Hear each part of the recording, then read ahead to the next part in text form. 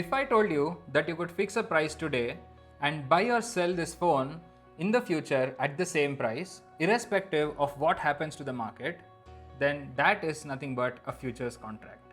And today I'll explain what exactly is futures using such a simple example that you'll never forget it.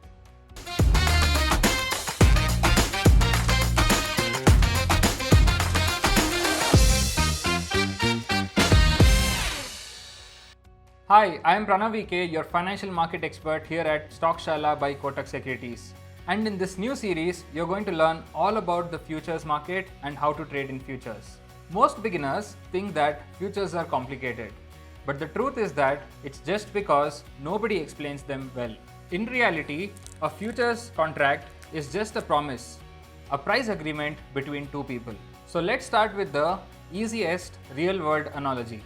Imagine this. You run a restaurant and you need tomatoes every single day. But the price of tomatoes are fluctuating every day. Some days it is rupees 20 and some days it is rupees 60. So you tell the supplier, boss, let's fix a price for next month. Next month I'm going to buy at rupees 30. And the supplier agrees. So irrespective of what happens to the price of tomato, you're still going to get your tomatoes at rupees 30. The supplier agrees because he's going to get guaranteed business and for you, price stability. You just created a futures contract. So in summary, price is fixed today, delivery in the future equals futures contract. So a futures contract has three things. The first thing is the asset, in this case the tomatoes. The second thing is the price that was agreed today. And the third thing is the date. It is basically the delivery date or the expiry date. That's it. This structure is identical even in the stock market. In the markets, you're not fixing the price of tomatoes, but actually you're fixing the price of Nifty Bank, Nifty, Sensex, stocks, even gold and silver.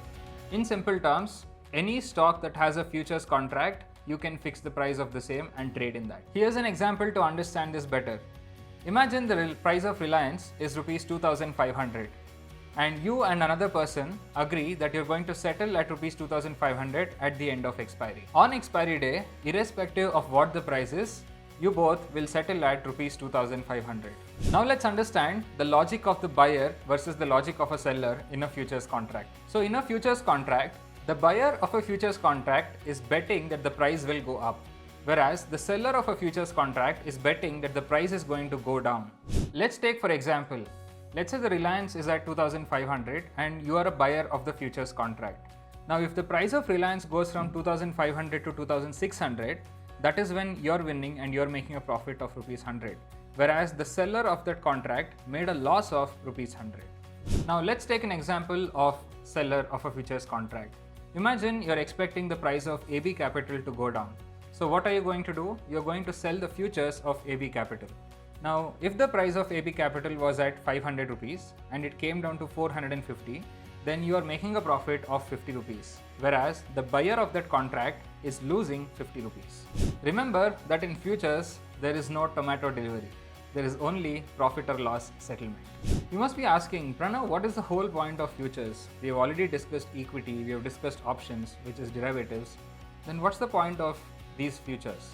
There are three reasons why futures exists. The first reason is hedging, the second is speculation, and the third is arbitrage. The first one, hedging, is where you're protecting yourself from the price fluctuations, just like how the tomato buyer did it.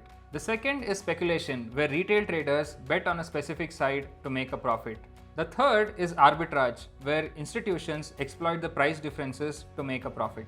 So just to summarize what we have learned so far, futures is where you're going to fix the price today, but you're going to trade the asset later. There is no delivery, but only profit or loss settlements. It is done by hedgers, speculators, or even institutions. And finally, it works on stocks, indices, as well as commodities. If you understand this, then you've already understood 40% of what is futures trading. In the upcoming video, we'll understand how futures are different from stocks, and that is going to fundamentally change the way you trade futures. If you like this video, then go ahead and share it with your friends. You're watching Stockshaala by Kotak Securities. Keep learning and keep growing. I am Pranav VK and I'm going to see you in the next video.